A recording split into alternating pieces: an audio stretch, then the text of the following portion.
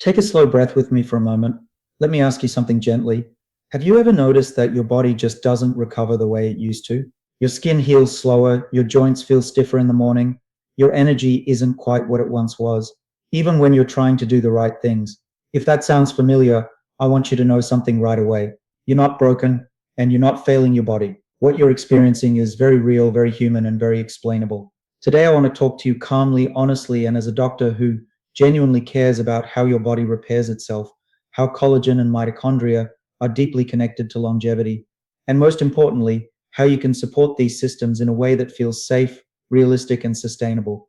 This is not about chasing youth. This is about helping your body remember how to heal. Now, let's slow down and start at the beginning. Inside your body, right this very second, there are trillions of cells working quietly to keep you alive. And within almost every one of those cells are tiny structures called mitochondria.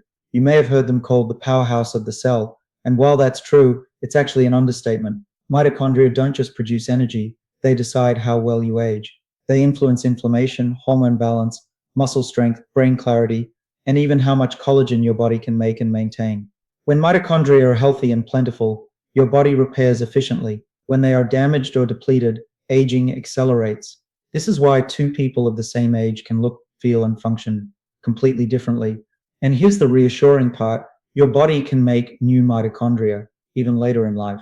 That process is called mitochondrial biogenesis. But it doesn't happen by accident. Now let's talk about collagen because this is where many people feel confused. Collagen is not just about skin. Yes, it keeps your skin firm and resilient, but collagen is also in your joints, your tendons, your bones, your blood vessels, your gut lining, even your organs. Collagen is the scaffolding that holds you together. After the age of about 25, collagen production naturally begins to decline. Slowly at first, then more noticeably, stress, poor sleep, inflammation, insulin resistance, smoking, excessive sun exposure, all of these accelerate collagen breakdown. So if you're noticing wrinkles, joint discomfort, slower healing, or gut sensitivity, that's not vanity or weakness. That's biology. And collagen production does not happen in isolation. Your body does not simply take collagen and place it where needed. Your cells must actively build collagen, and that process requires energy, which brings us right back to mitochondria. If your cells are low on energy, collagen repair slows down. This is why some people take collagen supplements for years and see very little improvement. Not because collagen doesn't work, but because the cellular environment isn't supportive. Let me explain this gently. Imagine trying to renovate a house during a power outage. You may have all the building materials delivered, but without electricity, nothing gets built. That's what happens when mitochondrial health is poor. So instead of asking, what supplement should I take? The better question is, how do I create the internal conditions where repair becomes possible again? Now, let's talk about what actually damages mitochondria over time, because this is not about blaming yourself. Chronic stress is one of the biggest factors, not acute stress, the kind that passes, but long-term unresolved stress. When cortisol stays elevated, mitochondria become less efficient. Inflammation increases, blood sugar regulation worsens, collagen breakdown accelerates. Poor sleep does the same thing. Sleep is when your body does most of its repair work. Without deep, consistent sleep, mitochondrial renewal slows dramatically. Highly processed diets, constant snacking, and excess sugar force mitochondria to work in an inefficient, inflammatory way. Over time, they become damaged. Sedentary lifestyles, even if you work out but sit most of the day, reduce mitochondrial density in muscles and organs. And with age, the body becomes less efficient at recycling damaged mitochondria unless we give it the right signals. Now, here's where I want you to feel hope, because your body is incredibly responsive. Even small, consistent changes can reactivate repair pathways. Let's talk first about movement, not exercise as punishment, but movement as medicine. One of the strongest signals for mitochondrial biogenesis is muscular contraction, especially when muscles are challenged just enough. This does not require extreme workouts. In fact, very intense exercise done incorrectly can increase oxidative stress. What works best is a combination of regular walking, gentle strength training, and short bursts of effort that briefly raise your heart rate. When muscles contract under load, they release signaling molecules called myokines. These tell your body, we need more energy capacity. Your cells respond by creating new mitochondria. This improves insulin sensitivity, reduces inflammation, and indirectly supports collagen synthesis. Now let's talk about nutrition calmly, realistically. Your body builds collagen primarily from amino acids, especially glycine, proline, and hydroxyproline. These come from protein-rich foods. But collagen synthesis also requires vitamin C, zinc, copper, and adequate energy availability. If someone is undereating, chronically dieting, or avoiding protein, collagen repair suffers. At the same time, excessive sugar intake increases glycation, a process that stiffens collagen fibers and makes them brittle. So the goal is not restriction, the goal is nourishment, whole foods, adequate protein, colorful plants, healthy fats, bone broth, slow cooked meats, fish, eggs, legumes. These provide building blocks. Fruits and vegetables provide the cofactors that allow collagen assembly. And hydration matters more than people realize. Collagen fibers need water to maintain elasticity. Now let's talk about fasting carefully and responsibly.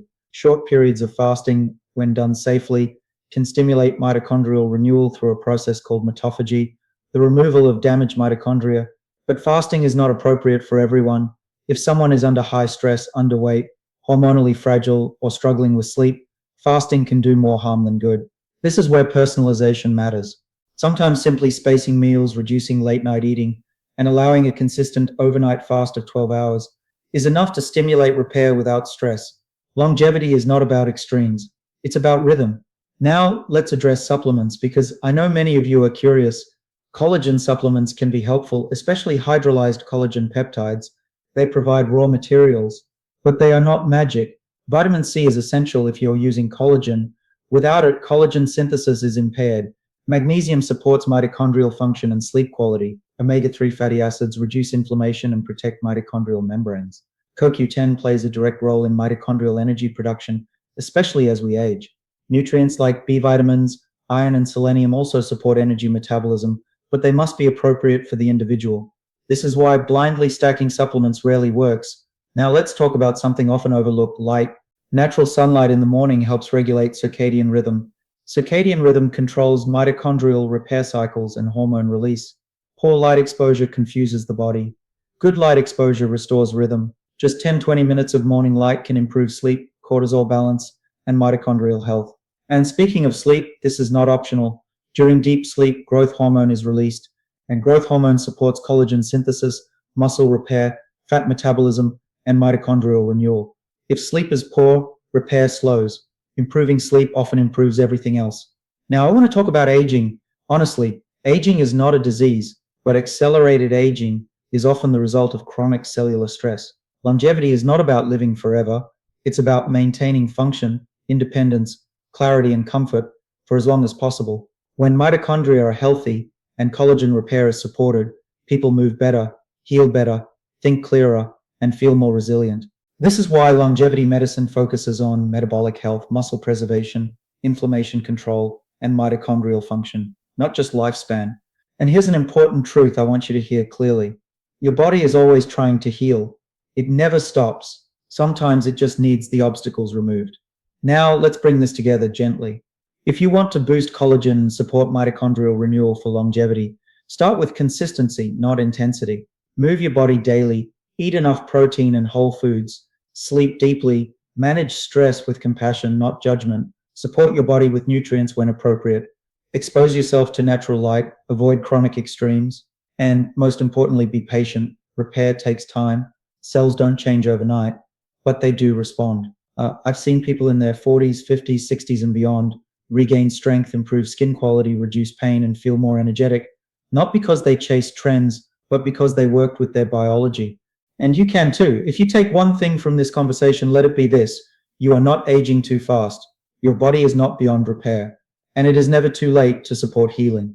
Take care of yourself, not out of fear, but out of respect for the body that has carried you this far.